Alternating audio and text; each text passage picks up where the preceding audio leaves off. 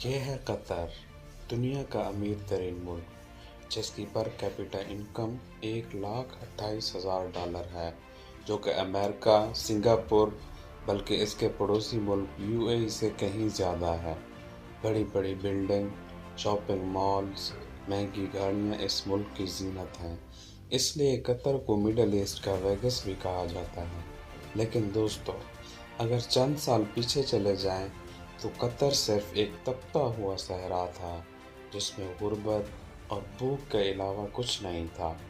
یہ سوچنے کی بات ہے کہ اتنی بڑی ٹرانسفارمیشن کیسے ہوئی۔ دوستو، اس کے پیچھے کہانی ہے۔ یہ کہانی باقی سارے عرب کنٹریز سے مختلف ہے۔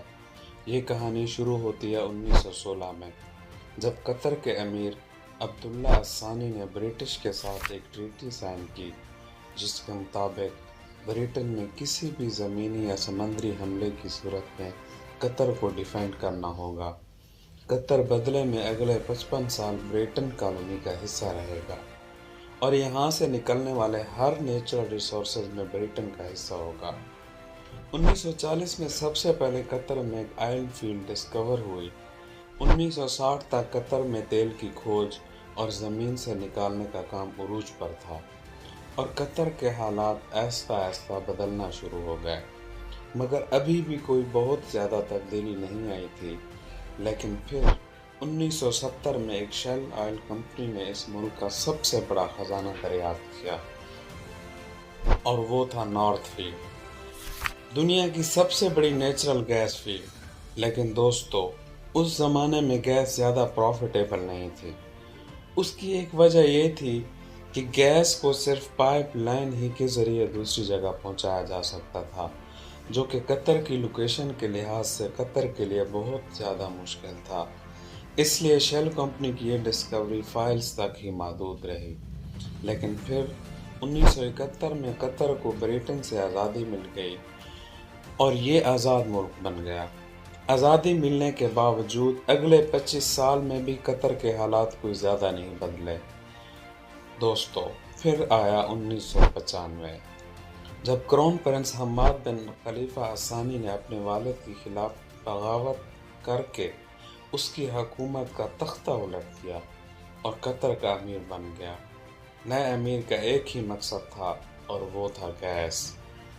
حماد بن خلیفہ جانتا تھا کہ قطر کی تقدیر صرف گیس ہی بدل سکتی ہے، اس لیے اس نے ایک ریئر ٹیکنالوجی گیس لیکوفیکیشن میں انویسٹ کیا۔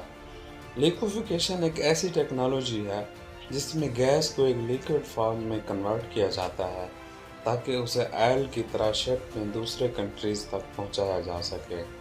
اس سارے پروسیس کے لیے گیس کو -161 میں ٹھنڈا رکھنا پڑتا ہے۔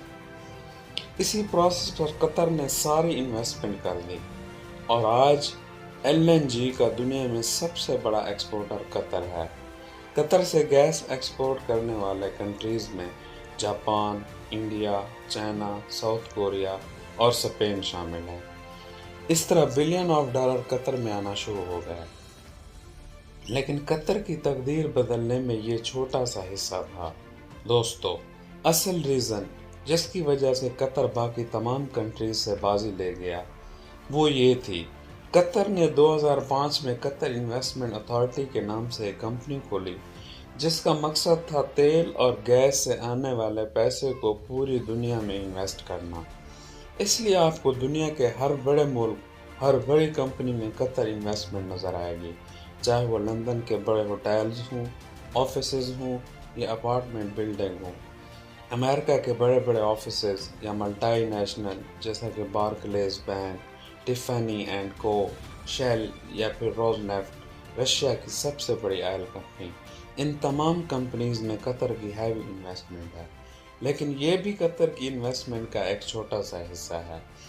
اس کے علاوہ Qatar billions of dollar road, airports, research services centre اور فائنینشیل سینٹر وغیرہ پر لگا چکا ہے۔ دوستو، یہ تو تھا قطر کا اکنامک جائزہ۔ دوسری طرف انٹرنیشنل پولیٹیکل انفلوئنس حاصل کرنے کے لیے قطر نے دنیا کا سب سے بڑا عرب میڈیا نیٹ ورک شروع کیا، جسے آج ہم الجزیرہ کے نام سے جانتے ہیں۔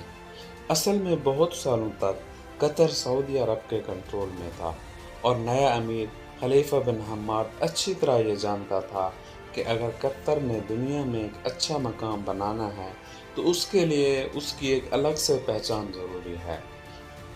پوری دنیا میں قطر کی آواز اور اس کا بیانیہ پہنچانے کے لیے قطر نے ایک بڑا کردار ادا کیا۔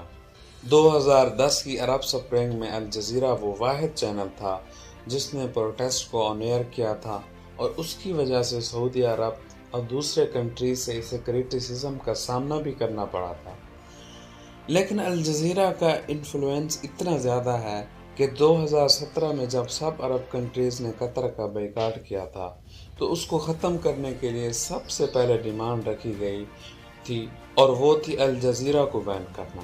سعودی عرب اور UAE میں 2017 سے اب تک تو الجزیرہ بین ہی ہے۔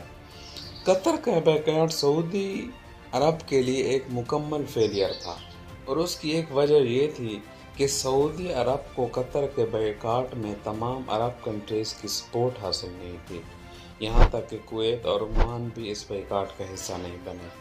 دوسرا، قطر کے ایران اور ترکی سے بھی اچھے تعلقات ہیں، جس کی وجہ سے گو کہ سعودی عرب اور UAE قطر سے کافی ناراض ہیں، مگر انٹرنیشنل سطح پر سارے کنٹریز قطر کو ایک نیوٹرل اسٹیٹ سمجھتے ہیں۔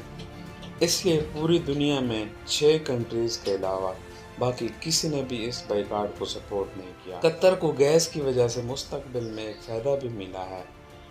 آئل کے بارے میں تو بہت سے ایکسپرٹ کہتے ہیں کہ 2030 نہیں تو 2040 تک وہ الیکٹریسٹی سے ریپلیس ہو جائے گا، مگر گیس کے بارے میں ایسی کوئی پریڈکشن نہیں، بلکہ الٹا گیس کی ڈیمانڈ مسلسل بڑھتی جا رہی ہے۔ اب یوکرین رشیا وار میں رشیا کی جانب سے گیس پائپ لائن کی بلاکس کے بعد قطر میں گیس کی ڈیمانڈ 10 گنا مزید بڑھ گئی ہے، کیونکہ اب یورپین کنٹریز بھی گیس کے لیے قطر سے رابطہ کر رہے ہیں اور یہ ڈیل قطر کو اور امیر بنا دے گی۔